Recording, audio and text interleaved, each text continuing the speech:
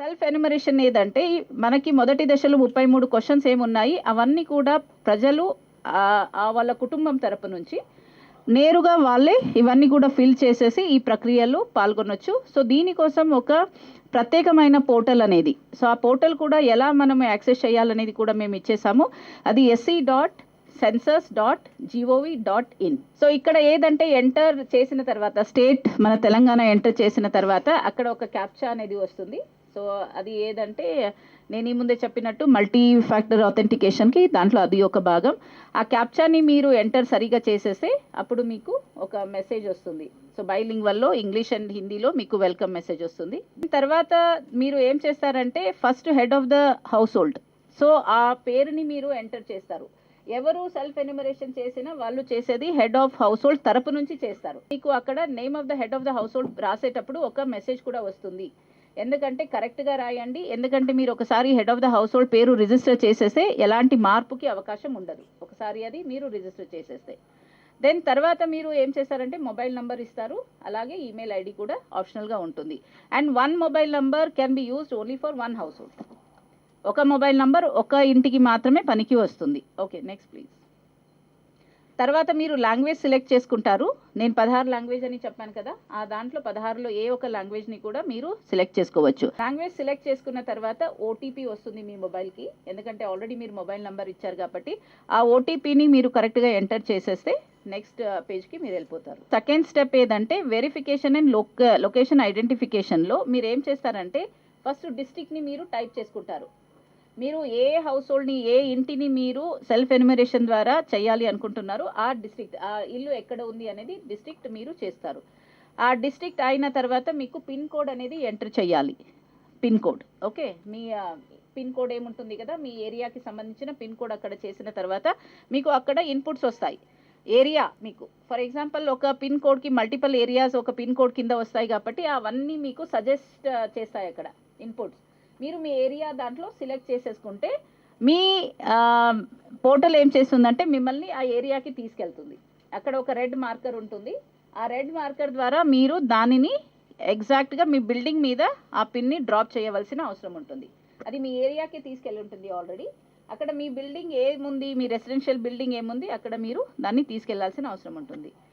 Next, ఇక్కడ మీరు కరెక్ట్గా అడ్జస్ట్ చేసేసుకొని ఆ రెసిడెన్షియల్ బిల్డింగ్ మీద పిన్ చేసిన తర్వాత అది మళ్ళీ అడుగుతుంది ఈ బిల్డింగ్ లొకేషన్ కన్ఫర్మ్ చేయండి అని అడుగుతుంది. సో మీరు కన్ఫర్మ్ చేసిన తర్వాత అది సేవ్ చేసుకుని నెక్స్ట్కి వెళ్ళినప్పుడు కన్ఫర్మేషన్ కూడా అయిపోతుంది. Okay, next.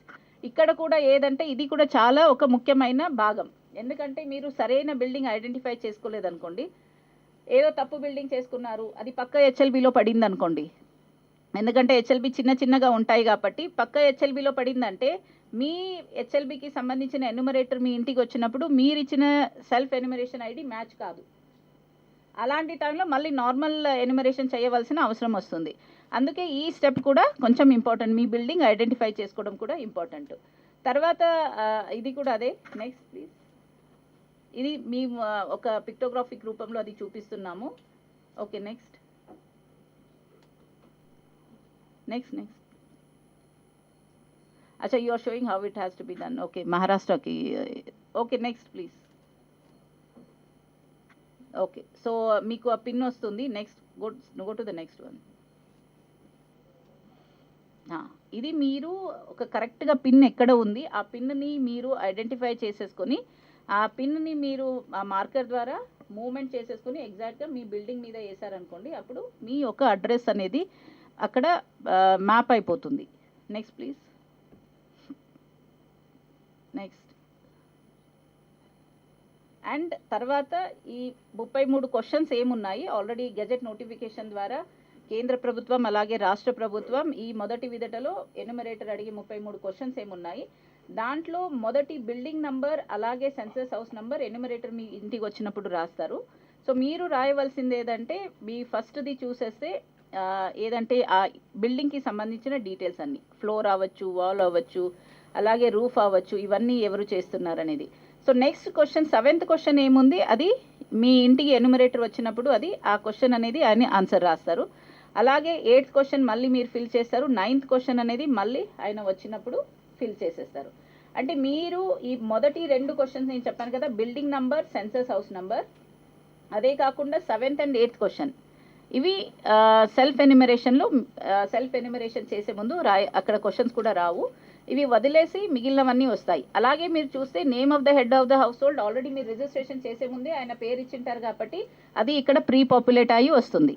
అలాగే ఓకే, నెక్స్ట్ ఇక్కడ అన్ని క్వశ్చన్స్కి కోడ్స్ ఉంటాయి. కొన్ని క్వశ్చన్స్ మాత్రమే మీరు ఏది ఎంటర్ చేయాలి డేటా. లైక్ ఫర్ ఎగ్జాంపుల్ మీరు ఆల్రెడీ మీ మొబైల్ నెంబర్ ఎంటర్ చేశారు, head of the house hold పేరు ఎంటర్ చేశారు, అలాగే మీ ఇంట్లో ఎంతమంది సభ్యులు ఉన్నారనే దానికి కూడా మీరు ఎంటర్ చేస్తారు, అలాగే మీ ఇంట్లో ఎన్ని రూమ్స్ ఉన్నాయి అనేది, ఇలాంటి క్వశ్చన్స్కి మాత్రమే నంబర్ ఎంటర్ చేయాలి.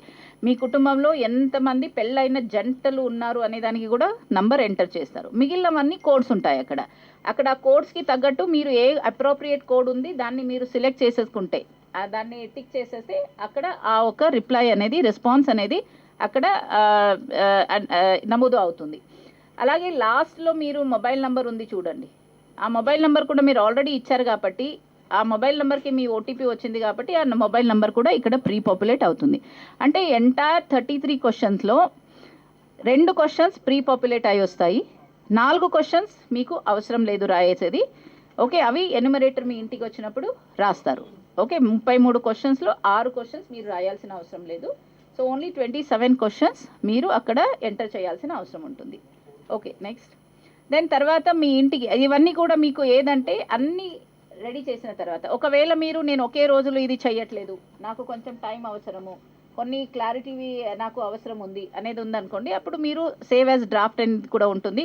ఈరోజు కొన్ని క్వశ్చన్స్, రేపు కొన్ని క్వశ్చన్స్ చేసుకోతాము అన్న అది అలౌడ్. అలాగే ఇది అయిన తర్వాత ప్రివ్యూ ఉంటుంది. అన్నీ మీరు ఫిల్ చేసిన తర్వాత ఒక ప్రివ్యూ ఆప్షన్ వస్తుంది అక్కడ.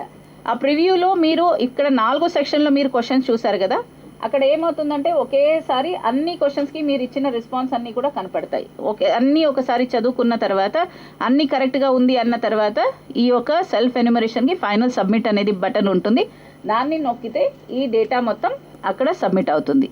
ఓకే, అండ్ ఫైనల్గా సబ్మిట్ అయిన తర్వాత ఒక 11 digit with the prefix of H ఆ సెల్ఫ్ ఐడి జనరేట్ అవుతుంది. అంటే 11 డిజిట్స్ ఉంటాయి, దానికి ముందు హెచ్ అనేది వస్తుంది. సో టోటల్ 12 ఆల్ఫా న్యూమరిక్ ఈ సెల్ఫ్ ఎన్యుమరేషన్ ఐడి అనేది జనరేట్ అవుతుంది. ఆ ఐడి మీ మొబైల్ నెంబర్కి కూడా వస్తుంది. ఓకే, నెక్స్ట్ దెన్ ఎన్యుమరేటర్ మీ ఇంటికి వచ్చినప్పుడు ఆయన మొదటి 3 అంటే లైన్ నెంబర్ అంటే సీరియల్ నెంబరే ఉంటుంది, building number, census house number కూడా ఆటోమేటిక్గా జనరేట్ అవుతుంది. అది అయిన తర్వాత ఒక క్వశ్చన్ ప్రతి ఇంట్లో అడుగుతారు, మీరు సెల్ఫ్ ఎన్యుమరేషన్ చేసుకున్నారా అని అడుగుతారు. సెల్ఫ్ ఎన్యుమరేషన్ చేసుకున్నాము అంటే అక్కడ ఎస్ అని నొక్కిన తర్వాత ఐడి అడుగుతుంది. ఆ సెల్ఫ్ ఎన్యుమరేషన్ ఐడి మీరు ఎన్యుమరేటర్కి ఇచ్చేస్తే ఆయన ఐడి ఎంటర్ చేస్తారు.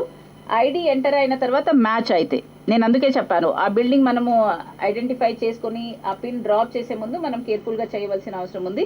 ఎందుకంటే అలా చేసినప్పుడే ఇప్పుడు ఎంతమంది చేసుకుంటారు అవన్నీ కూడా ఏం చేస్తారంటే బ్యాక్ ఎండ్ నుంచి కన్సర్న్డ్ హెచ్ఎల్బికి, హౌస్ లిస్టింగ్ బ్లాక్కి మ్యాప్ చేయడం జరుగుతుంది. సో ఎగ్జాక్ట్గా మీరు అదే బిల్డింగ్ చేసుకున్నారు, అదే హెచ్ఎల్బికి మ్యాప్ అయింది అంటే మీరు మీ ఇంటికి ఎన్యుమరేటర్ వచ్చినప్పుడు మీరు ఇచ్చిన సెల్ఫ్ ఎన్యుమరేషన్ ఐడి మ్యాచ్ అవుతుంది. అప్పుడు మొత్తం డేటా ఆయనకి యాప్లో కనపడుతుంది. ఆయన అన్నీ ఒకసారి చదువుకుంటారు. దాంతోపాటు 2 క్వశ్చన్స్ ఆయన యాడ్ చేయాల్సినవి ఉన్నాయి కదా, అవి కూడా యాడ్ చేసేసి అన్నీ మీరు ఇచ్చిన డేటా ఒకసారి చదువుతారు. చదివిన తర్వాత అవును కరెక్ట్గా ఉన్నాయి అని మీరు కన్ఫర్మ్ చేస్తారు, ఆయన కూడా కన్ఫర్మ్ చేసేసి దాన్ని ఏం చేస్తారంటే సబ్మిట్ చేసేస్తారు. అప్పుడు ఈ సెల్ఫ్ ఎన్యుమరేషన్ ప్రక్రియ అనేది కంప్లీట్ అవుతుంది.